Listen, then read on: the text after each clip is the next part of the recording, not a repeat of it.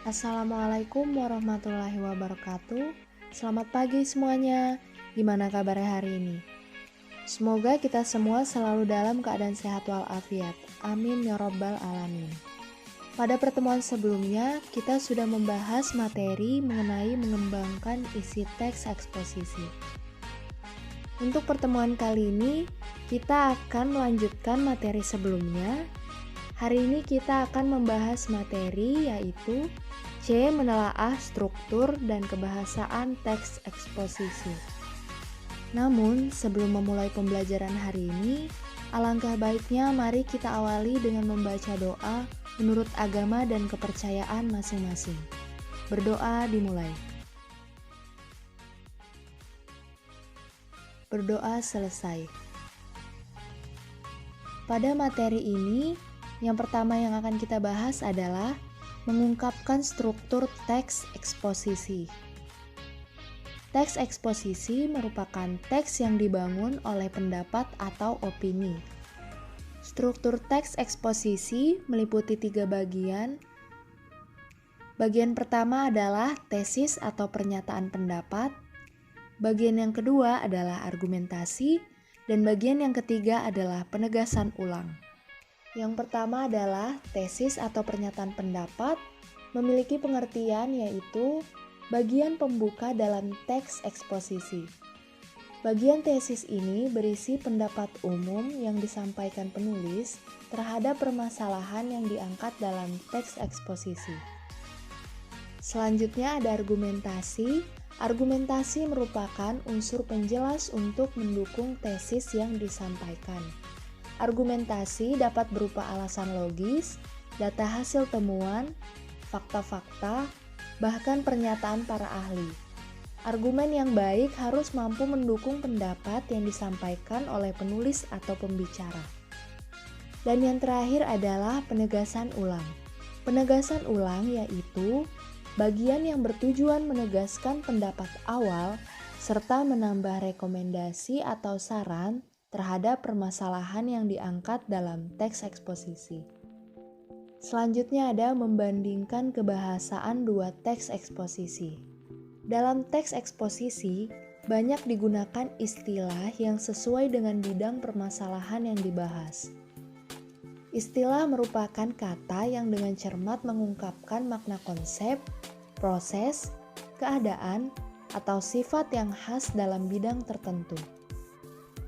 Penggunaan istilah tersebut membantu penulis atau pembicara memperkuat gagasan yang disampaikan. Berikut adalah contoh istilah yang terdapat dalam teks pembangunan dan bencana lingkungan dan teks upaya melestarikan lingkungan hidup. Di sini yang pertama ada istilah yang terdapat pada teks pembangunan dan bencana lingkungan. Yang pertama di sini ada polusi yang memiliki makna pencemaran. Dan istilah yang kedua adalah habitat yang memiliki beberapa makna. Makna yang pertama di sini ada tempat tinggal khas bagi seseorang atau kelompok masyarakat.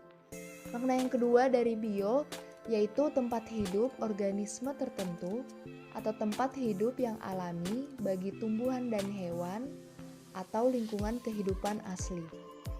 Makna selanjutnya di sini ada dari geo yaitu tempat kediaman atau kehidupan tumbuhan, hewan, dan manusia dengan kondisi tertentu pada permukaan bumi.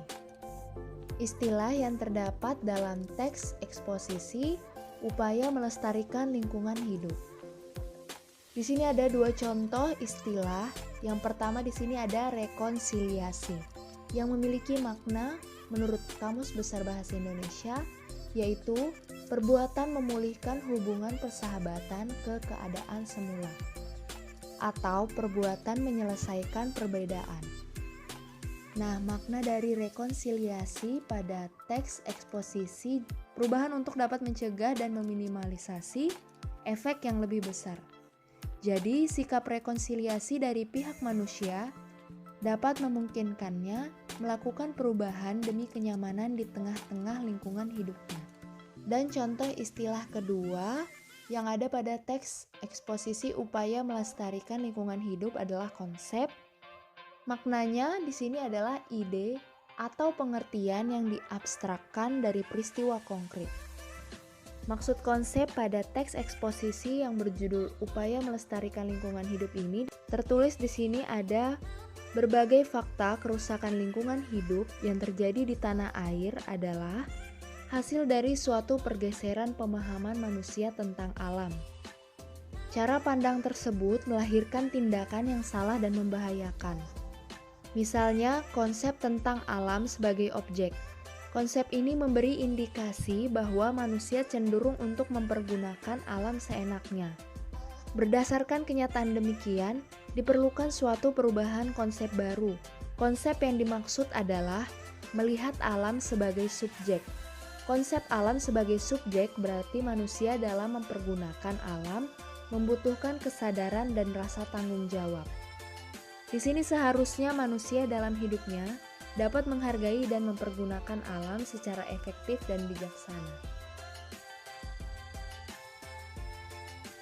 Selanjutnya, selain menggunakan istilah dalam bidang yang dibahas, teks eksposisi juga banyak menggunakan kata sifat atau adjektiva.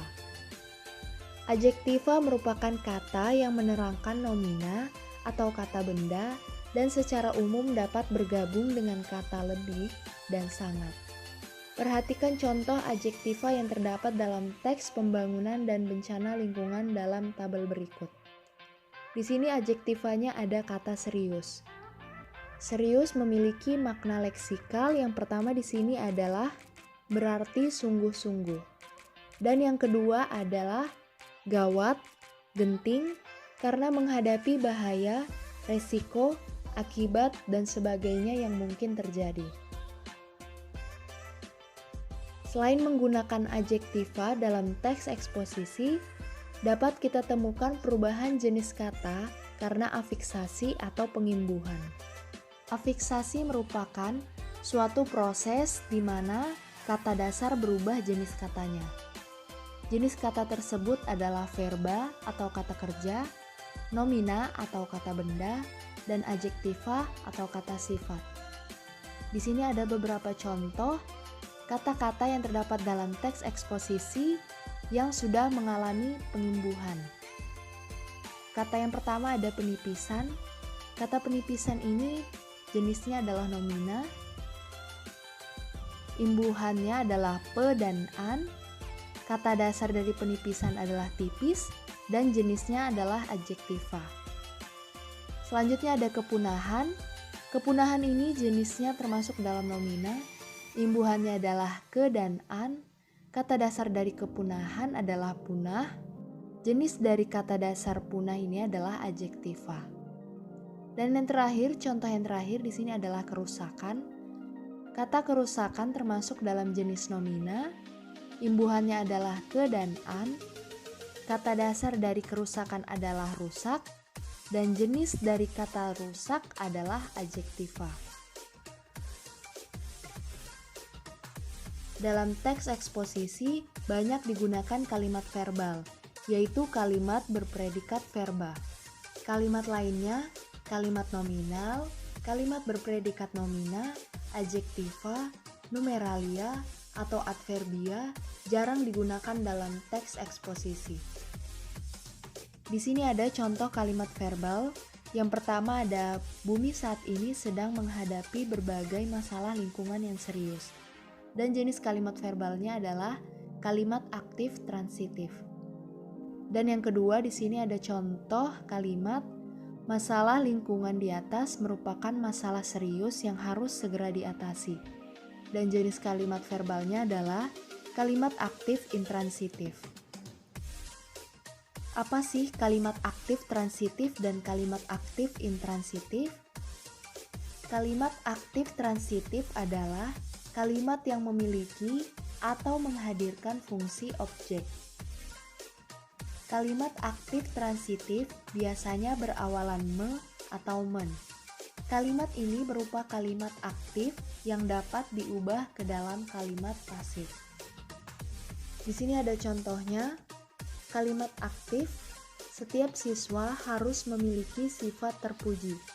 Dan kalimat pasifnya, Sifat terpuji harus dimiliki oleh setiap siswa. Kalimat pertama merupakan kalimat aktif transitif, subjeknya adalah setiap siswa, predikatnya adalah harus memiliki, dan objeknya adalah sifat terpuji. Kalimat kedua merupakan bentuk pasifnya. Subjeknya adalah sifat terpuji, predikatnya adalah harus dimiliki, dan objeknya adalah setiap siswa. Selanjutnya adalah kalimat aktif intransitif. Berbeda dengan kalimat aktif transitif, kalimat aktif intransitif tidak memiliki atau tidak menghadirkan objek. Jika predikatnya berawalan me atau men, kalimat tersebut tidak dapat diubah ke dalam bentuk pasif. Di sini ada contohnya, adik menangis, pesawat itu mengudara dengan sempurna. Kalimat pertama, subjeknya adalah adik, predikatnya adalah menangis. Kalimat kedua, subjeknya adalah pesawat itu, predikatnya adalah mengudara, dan keterangannya adalah dengan sempurna. Bisa dilihat dari contoh ini, kalimat aktif intransitif tidak menghadirkan objek di dalamnya. Demikian materi mengenai menelaah struktur dan kebahasaan teks eksposisi yang sudah kita bahas hari ini. Untuk pertemuan selanjutnya, kita akan membahas materi mengenai D. Menyajikan gagasan ke dalam teks eksposisi.